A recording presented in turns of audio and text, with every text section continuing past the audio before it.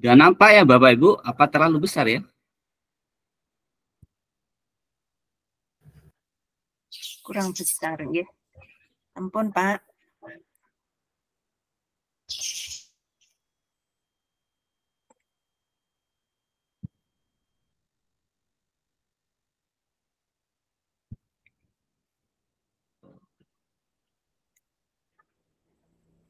Oh gini.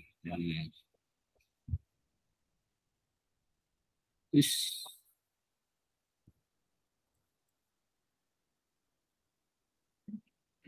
Kelihatan Bapak Ibu ya? Halo? Yeah. Baik Bapak Ibu, Assalamualaikum warahmatullahi wabarakatuh. Waalaikumsalam. Sebelum kita melakukan acara berbagi budaya positif, ini sudah ada 11 orang, 11 orang. Mungkin dipimpin doa dulu ya, pimpin doa dulu sama Pak Joko, monggo Pak Joko.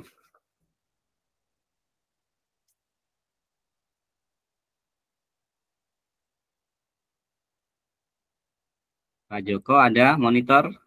Ya, monggo Pak. Bapak. Bantu Pak. Terima kasih Bapak Ibu. Monggo kita sejenak untuk menundukkan kepala seraya berdoa untuk memperlancar kegiatan hari ini. Semoga apa yang kita bahas hari ini bermanfaat untuk kita semua dan berkah untuk kita semuanya. Berdoa, dipersilahkan.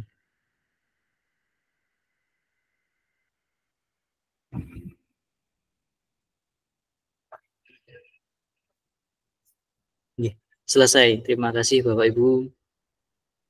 Terima kasih Pak Joko.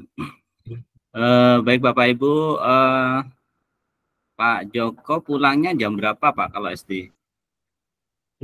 Kalau yang di sini rutin jam 3 Pak. SD jam 3 ya? Untuk siswanya jam 2:30, tapi untuk guru-guru jam 3. Gitu ya, sama dengan kita ya SMK ya. SMK itu minimal tapi, jam 3. Tapi kita 6 hari kerja Pak. Oh iya. Luar biasa Pak Joko. Bu Justina apa sama Bu Justina? Kalau saya siswanya jam 1:30 Pak, karena siswanya setelah pembelajaran yang kelas atas itu kelas 4, 5, 6 setelah pembelajaran sholat duhur dulu, setelah itu mengaji sampai 1:30. Untuk guru-gurunya pulang jam 2. Luar biasa. Iya. Terima kasih Bapak Ibu sudah menyempatkan waktu di sore ini. Saya akan berbagi bagaimana tentang budaya positif. Budaya positif. Baik Bapak Ibu, saya akan coba kita. Nah, jadi budaya positif, pikirannya mungkin. Jadi inti materi di sini adalah disiplin positif dan nilai kebajikan, teori motivasi hukuman dan penghargaan institusi, keyakinan kelas, kebutuhan dasar manusia, dunia berkualitas, 5 posisi kontrol. Terus ini banyak sekali, tapi nanti kita sedikit-sedikit lah, karena terlalu banyak sekali ini. Terus restitusi, segitiga restitusi. Oke. Tujuannya nanti memahami konsep Ki Hajar Dewantoro, melakukan evaluasi dan refleksi tentang praktik disiplin, pendapat pemahaman baru mengenai konsep disiplin positif dan menciptakan murid dengan profil pelajar Pancasila. Memahami peran sebagai guru untuk membangun budaya positif dengan menerapkan konsep disiplin positif dan berinteraksi dengan murid. Kita tahu standar nasional pendidikan yaitu interaktif, inspiratif, menyenangkan, menantang, memotivasi peserta dalam berpartisipasi aktif, memberikan ruang yang cukup bagi prakasa, kreativitas, kemandirian, sesuai dengan bakat, minat, dan pengembangan fisik, serta psikologi peserta didik. Ini luar biasa. Tugas guru di sini luar biasa. Kalau dari standar nasional pendidikan. Nah, kita fokusnya yang C aja, menyenangkan, itu sudah bagus sekali itu kalau sampai C, menyenangkan aja dah. Kalau dari menyenangkan itu nanti akan timbul interaktif, inspiratif, timbul nanti menantang tapi menyenangkan. Ini sekilas tentang standar nasional pendidikan di Indonesia. Bagi kita akan ice breaking-nya ini sedikit agak berat, tapi mungkin ini ya, tapi menyenangkan.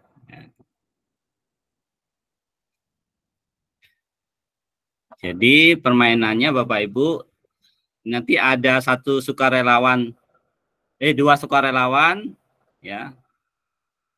Yang satu tugasnya itu mengepalkan tangan, yang satu tugasnya adalah bagaimana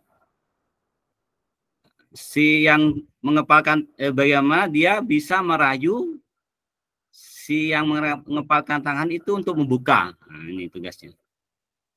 Jadi misalnya saya minta sukarelawan ya, siapa ya? Yang pandai merayu, kira-kira siapa ya? Kira-kira siapa gitu Bapak Ibu? Yang pandai merayu. Monggo ibu-ibu nih. Bu Ita, Pak, Bu Ita. Bu Ita, Pak. Kan Bu Ita. biasanya anak kecil itu agak sulit. Oh, Bu Ita, nggih, Pak. Bu Ita. Kulo biasanya dirayu loh, Bun. Oh, nggih, Bu Ita, ya. Yang susah dirayu, kira-kira siapa nih? Bu Lastri, Pak, Bu Lastri. Oh, nggih, sip dah. Usul saya. Terima kasih, Bu Nur. Bu Lastri monitor. Apa ada Bu Lastri? Halo, nggih, Pak. Assalamualaikum. Mohon maaf saya terlambat, Pak. Ya, enggak apa-apa, Bu. Bu Lastri, saya minta tolong, nggih. Nggih. Jadi Bu Lastri itu apa ya? Bertugas sebagai aktris ya, yang pegang sesuatu yang berharga di tangannya. Nah, ini dipegang. Tunjukkan Bu tangannya, Bu. Menggenggam, Bu. Nah, Iya. gitu. Nah, tugasnya Bu Ita merayu nih. Bagaimana tangannya Bu Lastri kebuka. Nah, pengen tahu rahasia yang dipegang gitu. Nah, bisa nggih? Bu Ita, bisa siap? Dengan segala cara. Bu Ita bagaimana merayu itu. Bisa kebuka tangannya Bu Lastri. Tapi Bu Lastri juga bertahan, jangan sampai kebuka.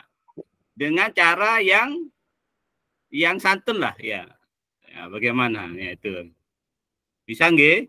Bu Ita, perannya paham nggih? Iya. Ya. Monggo saya kasih waktu 3 menit. Monggo Bu Ita merayu Bu Lastri untuk Pak, membuka mohon kepala. maaf. Itu diinstruksikan boleh membujuk, menghardik, mengintimidasi, memarahi, menggoda, menggelitik. Terserah Bu, terserah Bu Ita. Dengan segala cara kan. Iya, Pak. Cobalah. Jadi boleh membujuk, menghardik, mengintimidasi, memarahi, menggoda, menggelitik, terserah Bu Ita. Monggo. Mulai nih, Pak. Nggih, monggo. Siap Bu Lastri. Saya tetap mengepalkan tangan, Pak. Wita takut nih. Bu Lastri cantik. Iya. Ya tangannya dong. Mau lihat itu yang digenggam apa? Ayo coba dilihat, dibuka dulu sebentar aja. Oh ya, jangan. Kenapa jangan? Ini sesuatu yang sangat berharga bagi saya, Bu. Nggak percaya aku kalau itu berharga. Oh, ini rahasia. Sebentar aja, coba dilihatkan. Ah, tidak. Nanti tak ajak beli kopi, ngopi bareng. Enggak mau. Maunya apa? Pokoknya enggak mau. Ayolah mau, nanti jalan-jalan kita ya. Oh, tidak. Kalau dekat tak Saya gelitikin. nanti jalan-jalan sama Bu Eva. Kalau dekat gitu tak cubit ginjalmu, Bu. Jangan, sakit nanti. Nanti tak ganti dengan sesuatu yang baru. Aku juga menggenggam sesuatu loh ini. Kita sama-sama membuka yuk bersama-sama dalam hitungan ketiga. Tidak mau. Ayolah. Tidak mau. Aku punya sesuatu yang lebih berharga loh di tanganku. 2. Punya Bu Lasri 1, punya aku 2. Saya tidak tertarik. Alhamdulillah, teguh pendirian. Empon pas, Pak. Enggak mau, Bu Lasri. Kalau dekat ngoten, kula weyel, Pak. Lah niki jauh. Paling nanti didik-didik. Ya, sudah ya, nyerah ya. Ini tetap menghafal ya, Pak. Terima kasih Bu Lasri sama Bu Ita sudah memeratkan yang sungguh luar biasa. Jadi segala cara Bu Ita kerahkan tuh ya. Kalau perlu tak katanya apa itu tadi? Tak cubit ginjalmu, Bu Lasri. Baik, Bapak Ibu. Baik, Bapak Ibu, mari kita akan berefleksi atau mengambil pelajaran dari apa yang kita skenario tadi ya. Apa kira-kira?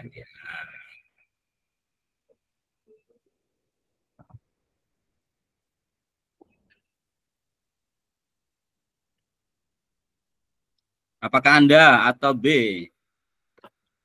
membuka kepalan tangan Anda?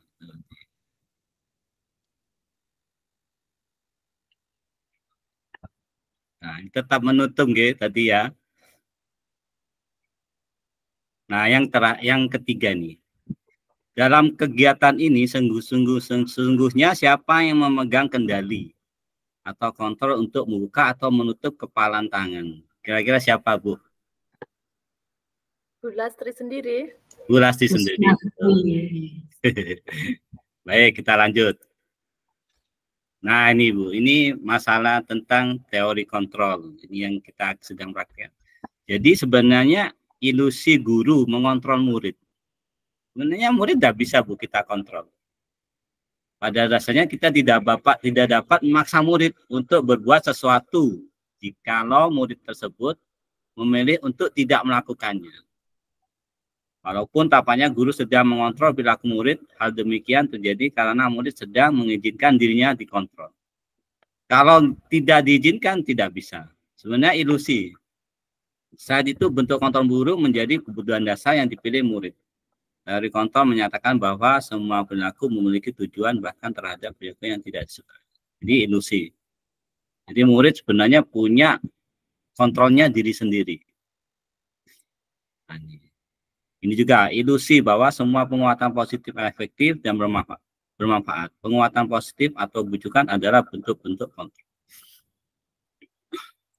Lanjut. Ilusi bahwa kritik dan membuat orang merasa bersalah dapat menguatkan karakter. Itu ilusi, Pak. Jadi mengkritik, membuat orang bersalah, itu sebenarnya ilusi. Bahwasanya itu akan membuat orang berkarakter. Menggunakan kritik, rasa bersalah untuk mengontrol murid menuju pada identitas ganda. Mereka belajar untuk merasa buruk tentang diri mereka. Mereka membangun dialog diri negatif.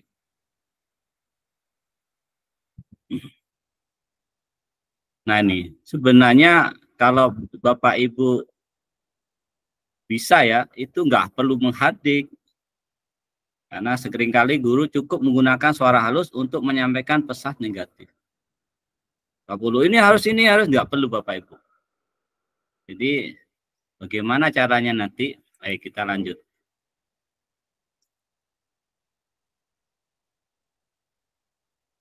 Ilusi bahwa orang dewasa memiliki hak untuk memaksa, itu ilusi. Jadi Bapak Ibu sebenarnya memaksa itu sebenarnya ilusi, karena kontrolnya ada di mereka. Banyak orang dewasa percaya bahwa mereka memiliki tanggung jawab, membuat murid berbuat hal tertentu. Apapun yang dapat diterima selama ada sebuah kemajuan berdasarkan sebuah pengumpulan kinerja. Nah, ini memaksa itu tidak akan pernah efektif dan untuk jangka waktu yang panjang. Jadi sementara aja mereka mau, tapi setelah itu kembali lagi ke habitatnya. Nah, ini yang kita akan pahami. Apa sesungguhnya dari disiplin itu sendiri. Nah, ini secara umum nih, yang umum ya. Disiplin itu makna yang paling umum mengikuti aturan. Nih. Dan tata tertib yang telah ditetapkan, baik di lingkungan sekolah, kerjaan, masyarakat, hukuman. Ini seringkali disiplin tuh seringkali di benak orang-orang itu hukuman.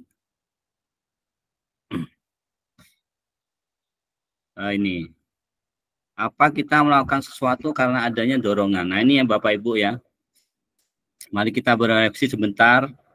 Sebelumnya mari kita tanyakan kepada diri kita, apakah kita melakukan sesuatu karena adanya dorongan dari lingkungan atau ada dorongan yang lain. Terkadang kita melakukan sesuatu karena kita menghindari rasa sakit atau ketidaknyamanan. Terkadang jadi kalau nanti akan dihukum, jadi kita menghindari karena takut hukuman kadang. Oke Bu, Dwi, monggo silakan. Pernahkah Anda melakukan sesuatu untuk mendapatkan senyuman? Nah ini, untuk membuat hadiah, untuk mendapatkan hadiah atau mendapatkan uang, apalagi kira-kira alasannya. Jadi melakukan sesuatu itu apa kita nanti? Motivasinya apa? Nah ini, kalau kita hubungkan dengan Ki Hajar Dewantara, kemerdekaan ya di situ ya. Di mana ada kemerdekaan, di situ harus ada disiplin yang kuat. Sesungguhnya disiplin itu bersifat self-disiplin, yaitu kita sendiri yang mewajibkan kita dengan sekeras-kerasnya. Tapi itu sama saja. Sebab jika kita tidak cakap melakukan self-disiplin, wajiblah penguasa lain. Jadi kadang-kadang itu, disiplin itu memang kadang-kadang perlu dipaksa. Itu ada anggapan gitu. Tapi, baiklah, kita akan coba ya. Saya coba akan sedikit ya menggiring paradigma Bapak Ibu. Dan peraturan demikian itulah harus ada di dalam suasana yang merdeka. Ini bagaimana peraturan itu tapi merdeka itu ya, apa ya itu ya. Nah ini kalau berdasarkan merdeka berdasarkan Ki Hajar ya Dewantara, tidak hanya terlepas dari perintah, akan tetapi juga cakap membuat merintahkan. Ya ini nanti kita arahnya ke motivasi intrinsik. Nah, ini jadi tidak hanya terlepas dari perintah, akan tetapi juga cakap membuat diri sendiri itu memerintah. Gitu. Ya, itu. Nah, ini tugas Bapak Ibu, memang berat sebagai guru. Nah ini kalau kita sangkut pautkan dengan pendidik, menciptakan anak-anak yang memiliki disiplin diri sehingga mereka bisa berperilaku dengan mengacu pada nilai-nilai kebajikan universal. Nah ini intinya memiliki motivasi intrinsik bukan ekstrinsik. Jadi bagaimana mereka bisa kita tanamkan bahwasanya kalau jam 7 itu mereka sadar gitu ya. Bukan karena nanti kalau jam 7 maka kamu kena denda. Kalau nggak jam 7, maka kamu harus berdiri setengah jam. Nah, ini nilai-nilai yang ada di kita, nilai-nilai universal, ada profil pelajar Pancasila yang sudah terkenal ya. Beriman, mandiri, bernalar kritis, berkebinekaan global, bergotong royong, kreatif. Kalau dari komunitas itu 9 pilar karakter. Juga ada dari Ibu Primary Years Program. Ada petunjuk seumur hidup dan keterampilan hidup. Ini dari komunitas-komunitas yang sudah terkenal ya. Jadi mereka mempunyai nilai-nilai universal. Dan ini Bapak Ibu sungguh luar biasa merumuskan ini. kita fokus ke profil pelajar Pancasila aja. Kalau itu bisa Bapak Ibu lakukan, insya Allah dari berbagai komunitas itu tercakup di situ. Nah ini ya, nah ini salah satu contoh nih. Profil pelajar Pancasila. Ini saya ambil contoh di sekolah kami yaitu, nah ini tugas project perbaikan silinder head engine, perbaikan mesin. Jadi bagaimana melatih murid mandiri, bernalar kritis, dan bergotong royong. Jadi ini 3 orang, kita sebagai guru hanya sebagai fasilitator. Biarkan mereka mandiri, menentukan sendiri, juga berusaha bernalar kritis, sama bergotong royong. Bergotong royong di sini secara globalnya itu kerjasama. Biasanya yang efektif memang tugas berstandar berdasar proyek. Itu biasanya lebih efektif. Dan ini bisa dilakukan oleh semua jenjang ya, SD, SMP, SMK, SMA, bahkan TK. Ini yang luar biasa kalau berbasis proyek. Kita hanya mendampingi aja. Nah, baik, kita ke teori motivasi, hukuman, dan penghargaan. Ini ada 3 motivasi perilaku manusia. Mari kita tanyakan ke diri kita sendiri bagaimana kita berperilaku. Mengapa kita melakukan segala sesuatu.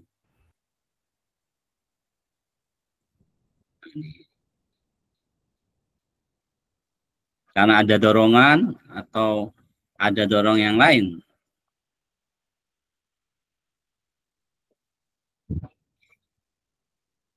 Nah ini Bapak Ibu. Kalau melakukan sesuatu untuk mendapatkan senyuman dari orang lain. Ini kalau Bapak Ibu bisa melakukan, oh itu luar biasa. Itu kan ultimatus ikhlas ya. Untuk mendapatkan uang, nah, apalagi. Nah, apa lagi kalian? Jadi apa motivasi Bapak Ibu? Nah ini terus terang dikaitkan dengan Bapak Ibu membersamai murid. Nah, 3 motivasi perilaku manusia untuk menghindari ketidaknyamanan, untuk mendapatkan imbalan atau penghargaan dari orang lain, untuk menjadi orang yang mereka inginkan. Saya coba tanya ya ke Pak Iko monitor bisa?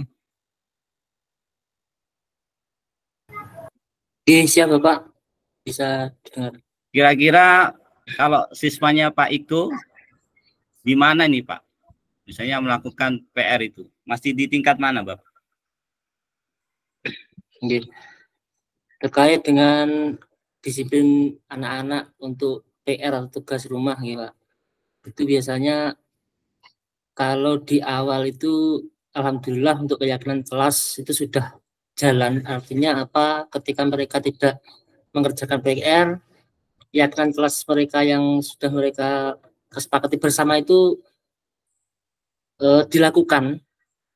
Tapi kadang-kadang kalau terlalu sering, artinya kok sore tidak mengerjakan, itu nanti akan meningkat dengan sendirinya. Biasanya hanya mungkin piket, membantu piket temannya piket, biasanya mereka nggak piket terus membantu temannya piket selama 3 hari. Nanti kalau nggak mengerjakan lagi naik 7 hari dan seterusnya seperti itu. Itu untuk di kelas saya. Ketika anak-anak yang tidak mengerjakan PR, artinya mereka sudah mengikuti keyakinan kelas sesuai yang disepakati mereka. Ngaten. Sudah ada yang untuk menjadi orang yang ketiga nggak Pak Iko? Apa masih proses? Sepertinya masih proses Pak. Artinya mereka belum bisa untuk apa istilahnya tetap ini ya apa ya di kelas saya tuh temennya nggak mengerjakan tuh segera dilaporkan. Artinya apa mereka tuh saling ini kan nggak kerjakan dan dihukum itulahnya senang ketika temannya itu nggak kerjakan tuh senang. Ya. Baik, Pak Iko, terima kasih sudah pendapatnya. Jadi masih proses, ya. Tapi yang penting di sini Bapak Ibu tahu. Jadi ada 3 motivasi perilaku manusia. Yang paling tinggi memang yang ketiga. Karena ini akan berjangka panjang, Bapak Ibu. Ini. Baik, saya lanjutkan. Nah, ini sebenarnya arah kita ke sana. Bagaimana mereka termotivasi secara intrinsik. Nah, ini akan berjangka panjang, jadi sadar. Ya, betul sekali ada katanya Pak Iko itu. Mereka awalnya itu takut, hukuman, terus sadar gitu. Nah, ini tugas kita. Bahwasanya manusia punya kayak gitu motivasi itu. Jadi kita santai aja kalau menemui murid yang misalnya ini ya itu memang tingkatan mereka sampai di situ. Jadi Bapak Ibu kalau mengetahui teorinya, insya Allah nanti akan santai itu menghadapi murid.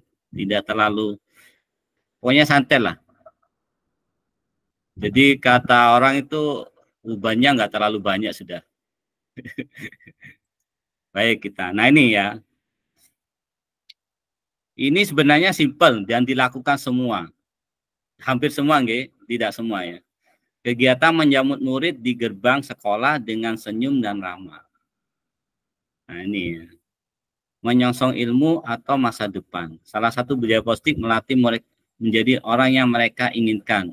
Menghargai diri sendiri dengan nilai-nilai yang mereka percaya. Jadi motivasi itu perlu dilatih Bapak Ibu. Dilatih dengan apa? Dengan keramahan kita sebagai murid. Jadi kalau itu ya, jadi kita ramah aja ke murid. Tidak perlu kita membentak-bentak atau. Jadi kalau mau negatif itu sebenarnya dengan nada yang lemah aja mereka juga bisa. Jadi kalau mau begitupun kalau kita mau ke positif. Tidak perlu menghantik. Nah, ini kita tanamkan dengan pagi-pagi kita sudah senyum ke murid. Pagi-pagi kita sudah memasang wajah ramah. Nah, itu. Jadi mereka nanti akan apa ya namanya ya? Akan merasa nyaman. Oh, sekolah itu menyenangkan gitu. Bukan malah takut saya sama guru ini. Kenapa? Terlalu keras gurunya. Nah, ini kita coba budayakan ini. Simple, sederhana. Tapi kalau Bapak Ibu melakukan itu luar biasa dampaknya dan ini berproses.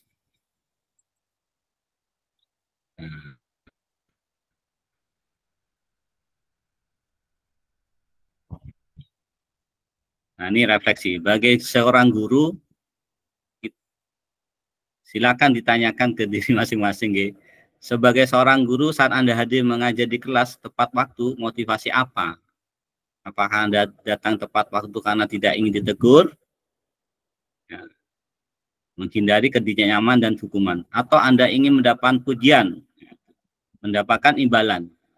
Atau Anda ingin menjadi orang yang menghargai waktu?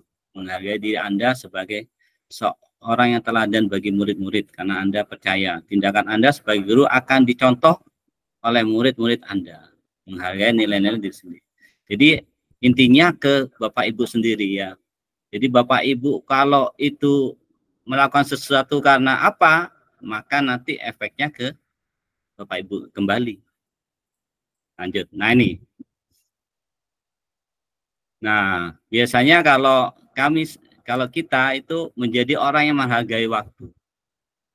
Biasanya saya itu teringat ini, bagaimana mereka itu, ini ya, murid yang semangat dalam menimba ilmu. Mereka ini berdesak-desakan Bapak. Nah, karena semangatnya mereka tidak tetap aja tuh. Biasanya kalau tidak semangat, tidak kira mau ini desak-desakan nih. Jadi ini berkeringat ini. Dan ini kisah nyata kami. Jadi saya coba bagaimana mereka senang dulu. Salah satunya itu dengan awal tadi itu menyambut dengan senyum. Apalagi disebut namanya. Hairudin, kamu kemarin sakit apa itu hal-hal kecil tapi itu sangat bermanfaat bagi mereka. Akibatnya apa? Efeknya ke kita. Mereka semangat juga untuk cari ilmu. Tidak perlu, ayo, enggak perlu. Jadi cukup dengan kata-kata yang santun aja mereka sudah apa ya? Motivasi intrinsiknya akan timbul. Itu salah satu contoh, nggih. Sekarang hukuman dan penghargaan. Nah, ini akan saya sedikit lewati skip ya Bapak Ibu. IFA adalah sebuah hukuman. Nah, kita akan masuk ke sini aja langsung. Nah, hukuman adalah tindakan yang sengaja diberikan kepada seorang sebagai balasan atau pelanggaran dilakukan. Hukuman biasanya dijatuhkan oleh pihak yang berwenang, seperti orang tua, guru, atau aparat. Hukuman dapat berupa teguran, denda, kurangan, atau bahkan hukuman fisik. Konsekuensi adalah hasil atau efek alami dari sebuah tindakan. Konsekuensi dapat bersifat positif maupun negatif. Nah, nanti kita akan bahas lebih dalam. Restitusi adalah proses menciptakan kondisi bagi murid untuk memperbaiki kesalahan mereka, sehingga mereka dapat bisa kembali pada kelompok mereka dengan karakter yang lebih kuat. Kita akan lanjutkan langsung aja nih. Ya, kita fokus ke sini Bapak Ibu, hukuman dan konsekuensi. Terencana dan tiba-tiba, ini ciri-cirinya ya. Sudah terencana atau sudah disepakati. Nah, ini terencana tapi disepakati, ini konsekuensi. Sudah dibahas dan disetujui oleh murid dan guru.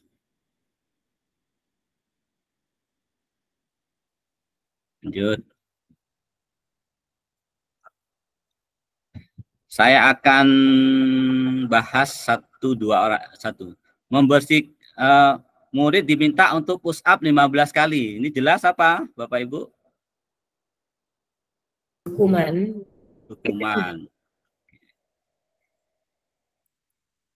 Murid diminta memberikan coretan yang dibuatnya di meja tulis.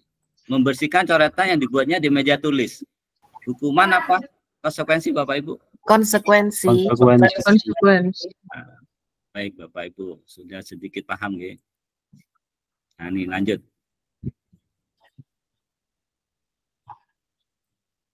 Kita bahas yang ini. Duduk di bangku di pinggir lapangan pada jam istirahat. Tidak diizinkan bermain oleh guru piket karena mencederai teman saat bermain di lapangan. Kira-kira apa ini Bapak Ibu? Hukuman atau konsekuensi?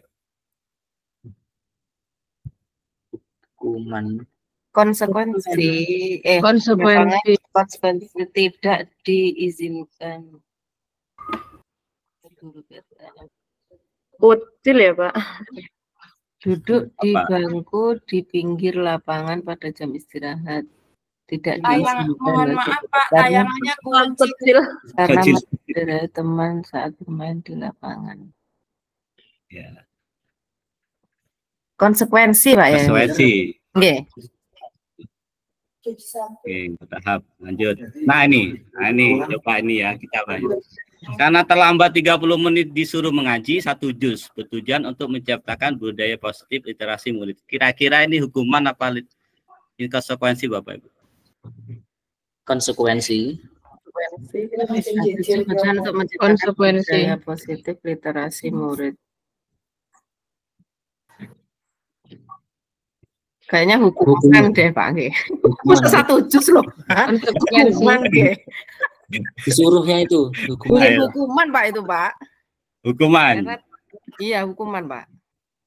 Lambat 30 menit disuruh mengaji 1 juz bertujuan untuk menciptakan budaya positif literasi murid. Nah, ini, tapi kan terlambatnya 30 menit kan lama. Iya 30 menit disuruh mengaji 1 juz. Kan sesuai kalau dengan 1 juz. Tujuannya baik itu Bapak. Iya, tapi kalau terlambatnya cuma 15 menit mungkin hanya setengah juz. Kalau 1 Sudah jam 2 juz. disepakati apa belum? Kalau itu pelajarannya, Kalau itu sudah. kalau itu pelajarannya waktunya mengaji itu pas, Pak. Tapi kalau untuk mungkin kalau saya nggih, kalau pelajarannya pelajaran umum, mungkin pelajaran IPA apa matematika itu saya kira kurang pas nggih kalau untuk mengaji 1 juz itu. Sebetulnya. Tapi kalau pas posisi pas waktu mengaji kok dia terlambat, nah itu mungkin 1 juz tidak apa-apa. Tapi kalau untuk pelajaran yang lain umum, saya kira mungkin itu hukuman ya Pak. Hukuman. Seperti itu. Bu Lutfi hukuman. Bu Nur apa ini kira-kira? Bu Nur. Menurut saya tergantung itu sudah disepakati atau belum gitu kan, karena budaya positif itu kan kalau menurut saya harus ada keyakinan bersama terlebih dahulu. Kalau misalnya itu langsung spontan, guru kami ini terlambat, udah ngaji aja 1 juz gitu, itu akan menjadi hukuman. Jadi saya nggak bisa milih ini hukuman atau konsekuensi, tapi lebih cenderung ke hukuman kalau saya melihat, meskipun tujuannya mungkin untuk budaya positif nih. Ya.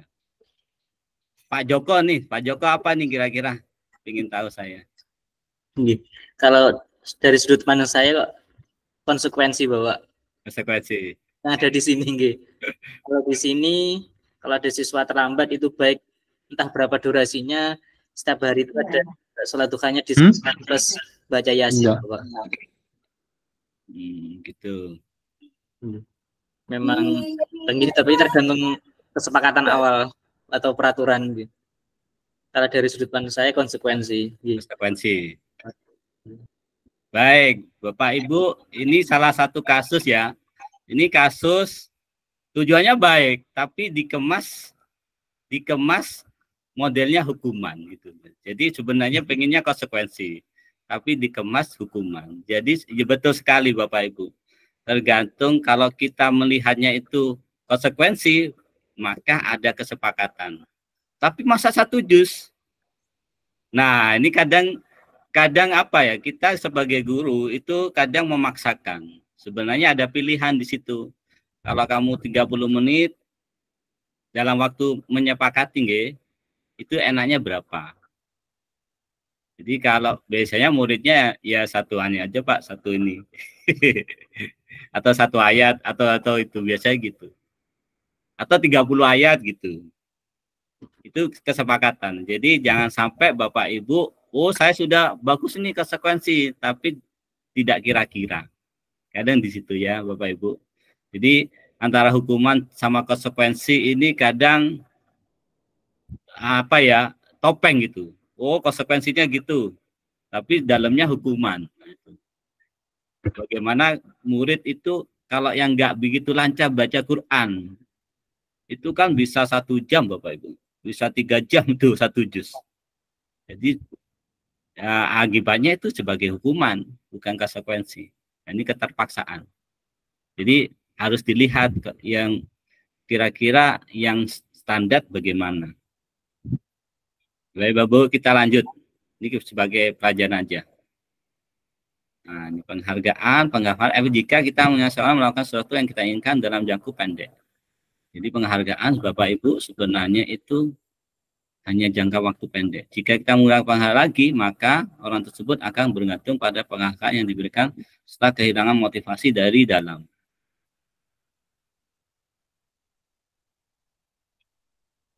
Oke, lanjut.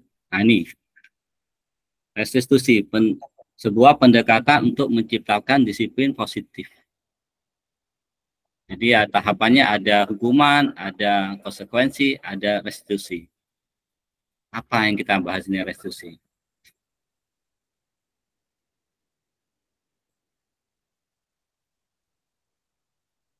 Menunjukkan kesalahannya dan memintanya melihat kesalahannya baik-baik, mengatakan kamu seharusnya tahu bagaimana kamu seharusnya bertindak.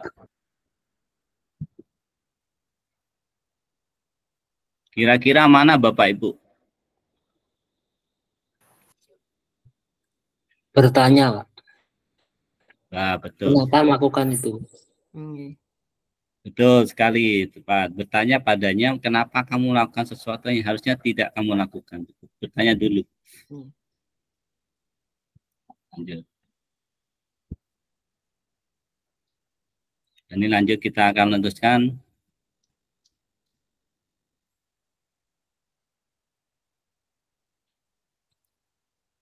Nah ini. Jadi kalau sebenarnya kita melakukan restitusi itu terjadi permasalahan pada murid melakukan segitiga restitusi yang membuat suasana lebih kondusif. Kita balik lagi dulu.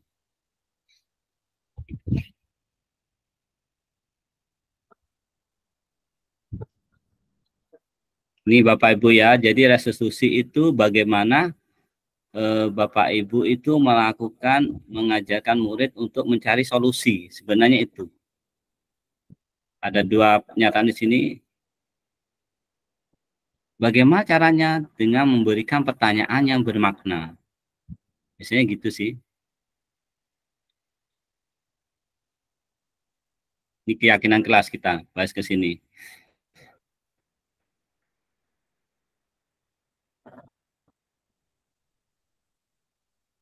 Ini yang biasa kita, ini ya, mengapa kita memiliki peraturan tentang penggunaan helm pada saat mengendarai kendaraan roda 2? Mengapa kita memiliki peraturan tentang penggunaan masker mencuci tangan setiap saat? Nah, dari sini kita bisa lihat bahwasanya keselamatan merupakan suatu keyakinan. Keselamatan, jadi penggunaan helm adalah keselamatan, kesehatan, keyakinan. Nah, nilai-nilai kebajikan universal merupakan nilai-nilai lintas budaya, bahasa, suku bangsa maupun agama seperti keadilan, keselamatan, dan integritas. Ini kita akan coba ini masuk ke sini aja.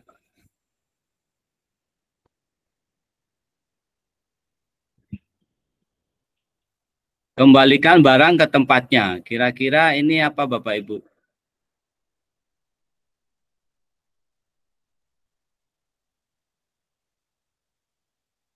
Tanggung jawab. Tanggung jawab.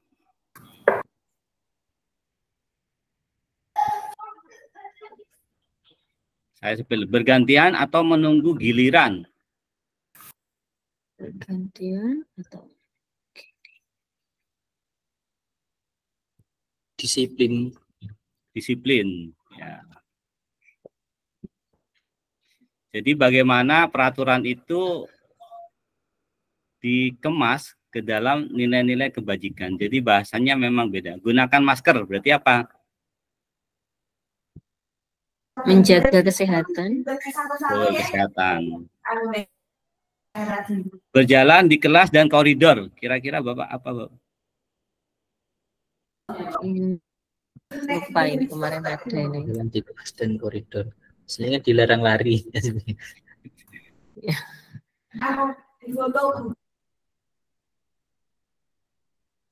Berjalan di kelas dan koridor. Masuk? Sopan santun, Pak ya. Etika. Etika. Beretika. Ya, betul. Lanjut kita akan prosedur. Nah, ini pembentukan keyakinan kelas. Nah, ini luar biasa ya. Keyakinan kelas ini memang dari hilir ke hulu. Hilirnya memang dari kesepakatan. Jadi sebenarnya dari warga sekolah atau murid-murid sekolah untuk bercurah pendapat tentang peraturan yang perlu disepakati di sekolah atau kelas. Jadi keyakinan kelas itu pembentukan keyakinan sekolah atau kelas. Ini sebenarnya penggantian Bapak Ibu. Jadilah kalimat-kalimat yang bentuk negatif menjadi positif. Contoh kalimat negatif, jangan berlari di kelas atau koridor. Kalimat positifnya, berjalan di kelas atau koridor.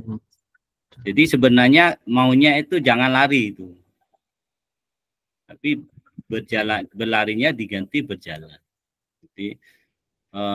Jadi apa ya, keyakinan kelas sesuai prosedur pembentukan keyakinan kelas. Jadi Nah, ini pinter-pinter Bapak Ibu. Jadi apa ya? Ini memang susah-susah gampang. Dan ini kadang maknanya kan memang lebih halus ya, berjalan. Kalau berlari itu kayaknya negatif ya. Tapi kalau berjalannya di kelas atau koridor. Baik, kita lanjut. Prosedur pembentukan kegiatan kelas. Tinjau ulang kelaikan kelas secara bersama. Seharusnya setelah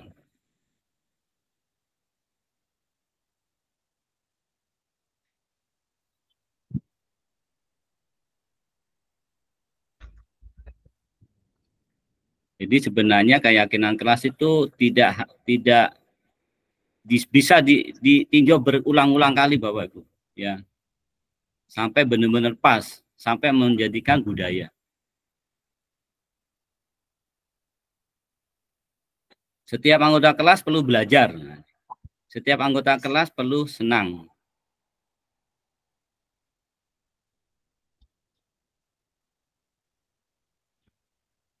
Ini bentuk-bentuk contoh keyakinan kelas. Keyakinan kelas 1, keyakinan kelas 5. Jadi apa ya namanya ya?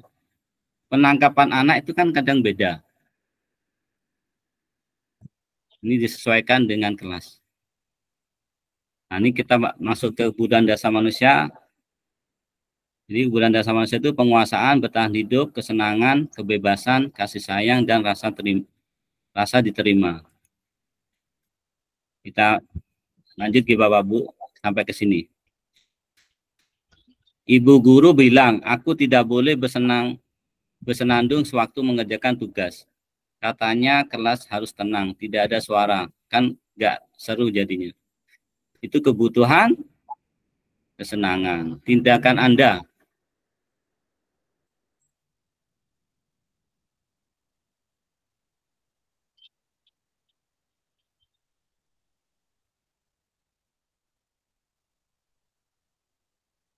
Ini kan kebutuhan murid senang. Kira-kira tindakan Bapak Ibu apa ya? Ibu guru bilang, aku tidak boleh bersenandung sewaktu mengerjakan tugas.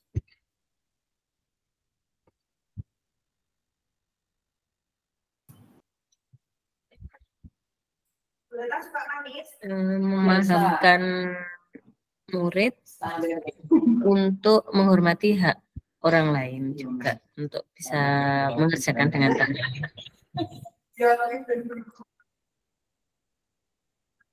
Tindakan Bu Nur gimana ke murid yang kayak gitu kira-kira? Memberi pemahaman, Pak. Artinya kesenangan itu memang bisa jadi adalah kebutuhan, akan tetapi kita harus bisa menempatkan apa ya istilahnya, tindakan-tindakan yang menuju kesenangan itu pada tempat yang pas, karena dalam mengerjakan tugas tentu teman yang lain juga membutuhkan ketenangan, kecuali kalau misalnya nanti ada waktunya kita arahkan anak-anak untuk paham tentang batas dan juga menempatkan sesuatu pada tempatnya, seperti itu. Baik. Itu ya kalau Bu Nur ya. Jadi ngasih pemahaman, tindakannya ngasih pemahaman. Baik, kita lanjut ya Bapak Ibu. Kita akan masuk. Nah ini. Menjadi tutor teman sebaya. Salah satu kegiatan positif menyalurkan kebutuhan dasar manusia, murid pada apa kira-kira Bapak? Tadi kan ada 5 itu. Kemampuan ya Pak ya. Merasa mampu untuk melakukan sesuatu. Kita balik ya, kita balik ya, dulu. Yeah. Salah. Nah, kebutuhan dasar 5 itu kan penguasaan. Iya. Kasih sayang. Jadi itu contoh Bapak Ibu, contoh bagaimana ini. Jadi bagaimana kita menyalurkan, bagaimana dia pengen berkuasa itu. Tapi yang positif. Nah ini model-model pembelajarannya perlu kita kreatif gitu. Jadi kita paham, oh anaknya perlu senang. Kira-kira untuk belajar yang senang itu bagaimana gitu. Nah gitu. Intinya di situ Bapak Ibu. Nah, untuk menguasai berarti saya berkuasa aja. Ini kita jadikan tutor sebaya aja anak itu. Ini contoh yang kami lakukan sebagai. Nah, sekarang masuk ke 5 posisi kontrol. Jadi 5 posisi kontrol itu penghukum, pembuat rasa bersalah, teman, pemantau, dan manajer. Nah, biasanya ini mari kita berefleksi nih. Penghukum itu bisa menggunakan hukuman fisik maupun verbal. Hati-hati Bapak Ibu ya. Jadi kadang-kadang verbal itu bisa menghukum mereka. Jadi tiap anak itu punya karakter yang berbeda.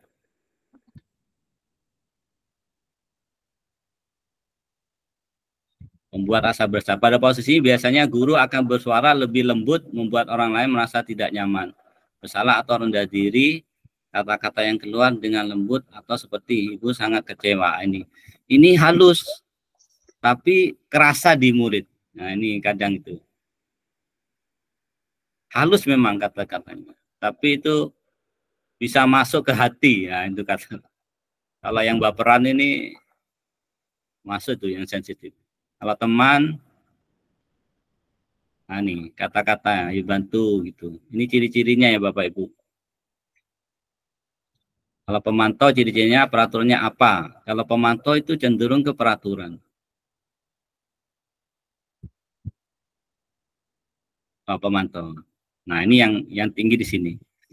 Posisi para guru bersama murid mempersiapkan murid bertanggung jawab perilakunya, mendukung murid agar dapat menemukan solusi atau permasalahan sendiri. Apa yang kita yakini, kembali ke keyakinan kelas. Nah, apa yang kamu yakini? Jika kamu yakini, apakah kamu sedia memperbaiki? Nah, ini. Balik lagi ke keyakinan kelas. Keyakinan kelas itu diasah dengan kesepakatan kelas. Jadi balik lagi Bapak-Ibu. Jadi untuk mencapai manajer, balik lagi ke keyakinan kelas. Keyakinan kelas ini biasa dengan kesepakatan kelas. Jadi level belajarnya begitu.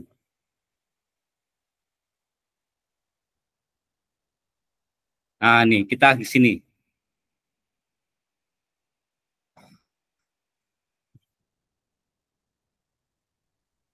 Dari budaya positif yang sudah dibahas,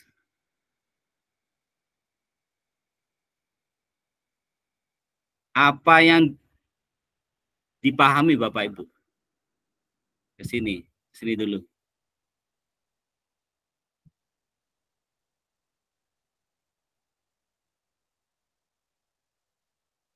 Saya memahami apa? Kira-kira apa?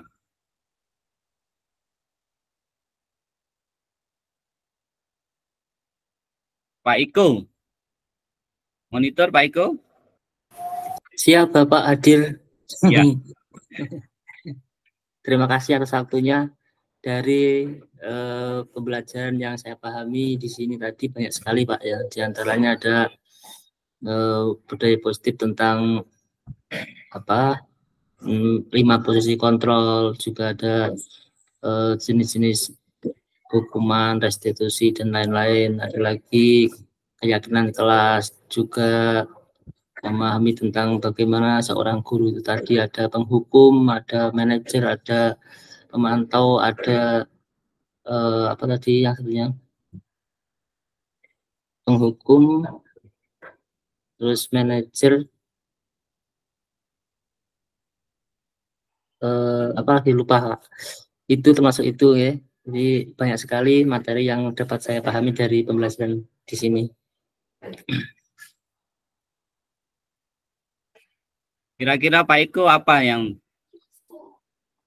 paling membekas? Yang jelas sama ini Pak, mungkin ini yang 5 posisi kontrol itu ya, bagaimana kita memperlakukan murid, apakah kita di posisi penghukum atau di posisi, ya Allah kok lupa ya, penghukum, apalagi di atasnya ada manajer, ada pemantau, ada pembuat rasa bersalah gitu. Ya, betul ya, di situ itu mungkin yang selama ini sih masih belum apa masih apa istilahnya menjadi masih belum bisa sampai ke tingkat atasnya lagi. Itu Pak. Ya, saya pengen dengar suaranya Bu Lutfi ya. Setelah pelajaran hari ini, saya mampu apa Bu kira-kira? Sedikit aja Bu, dari begitu banyaknya tadi materi. Nggih, terima kasih Pak Rudi atas waktunya. Setelah pembelajaran ini, akhirnya saya mampu memahami tentang bagaimana cara mengendalikan anak yang apa ya, yang bermasalah dalam artian ternyata hukuman itu tidak akan menyelesaikan masalah, bisa juga akan membuat anak itu tambah menjadi dendam. Jadi dengan adanya teori restitusi tadi, nggih Pak, itu saya akhirnya menjadi mengetahui metode-metode atau cara kita bila mengatasi anak bermasalah, supaya anak benar-benar mengetahui dan sadar dari dirinya sendiri, ngoten Pak. Seperti itu. Jadi bagaimana mengatasi anak bermasalah Bu ya? Kira-kira dengan melakukan apa kira-kira Bu? Kalau saya lebih ke itu Pak ya, yang 5 kontrol anak tadi nggih. Saya lebih ke jadi apa ya? Kalau saya jadi teman dulu Pak, kalau saya lebih ke jadi teman dulu. Setelah itu baru ke manajernya. Seperti itu. Kalau saya pribadi. Baik, terima kasih Bu Lutfi. Nggih.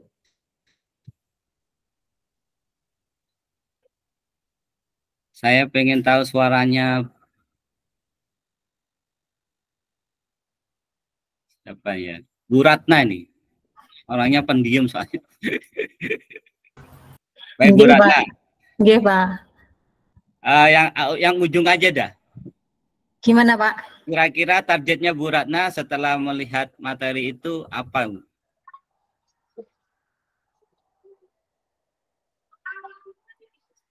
Iya, Bapak. Kalau menurut saya, yang paling penting adalah kebutuhan dasar manusia dan dunia berkualitas, Pak. Di situ ada 5, yaitu bertahan hidup, penguasaan, kesenangan, kebebasan, kasih sayang, dan rasa diterima. Jadi mungkin itu yang perlu dikembangkan untuk yang di sekolah luar biasa. Jadi dalam pembelajarannya di sini anak harus senang dulu yang pertama, terus anak juga diberi kebebasan untuk berpendapat, untuk mengeluarkan semua keterampilan yang dimilikinya, serta berikutnya penguasaan terhadap bidangnya yang disesuaikan dengan kemampuan anak itu sendiri. Terus yang terakhir adalah kasih sayang dan rasa diterima. Jadi apapun kekurangan, apapun kelebihan dari seorang anak luar biasa, kita sebagai gurunya harus bisa menanamkan sikap tanggung jawab dan percaya diri dulu untuk anak-anak luar biasa. Untuk yang berikutnya, restitusi, yaitu 5 posisi kontrol. Itu tadi juga sangat penting untuk guru-guru termasuk saya, yaitu sebagai penghukum atau pembuat merasa bersalah, kita juga bisa sebagai teman, juga sebagai pemantau dan manajer. Jadi 5 posisi kontrol ini sangat kompleks untuk membentuk karakter seorang anak, apalagi anak luar biasa. Mungkin seperti itu Pak. Untuk berikutnya adalah restitusi atau segitiga restitusi. Dengan 3 langkah ini yang kemungkinan akan sangat berdampak baik untuk anak-anak luar biasa ke depannya, Pak. Yang pertama adalah menstabilkan identitas, yang kedua adalah validasi tindakan yang salah, dan yang terakhir adalah menanyakan keyakinan. Mungkin seperti itu, Pak, pemahaman saya. Terima kasih. Baik, terima kasih Bu Ratna. Luar biasa Bu Ratna ya. Jadi Bu Ratna ini kayaknya sudah mendalami. Jadi kebanyakan itu luar biasa tapi. bisa mengambil inti ya dari materi yang begitu banyak tadi. Baik, saya coba segini. Baik, kita akan foto bersama Bapak Ibu. Sebentar saya ambil dokumentasi. 1, 2, 3. Oke, terima kasih Bapak Ibu. Mohon maaf mengganggu aktivitasnya, istirahatnya. Sukses selalu. Assalamualaikum warahmatullahi wabarakatuh. Waalaikumsalam. Terima kasih Pak. Terima kasih Pak. Semangat semuanya. Semangat. Terima kasih Bu Eni. Sri. Monggo Izin ya. silakan Lik. Assalamualaikum. Waalaikumsalam. Izin.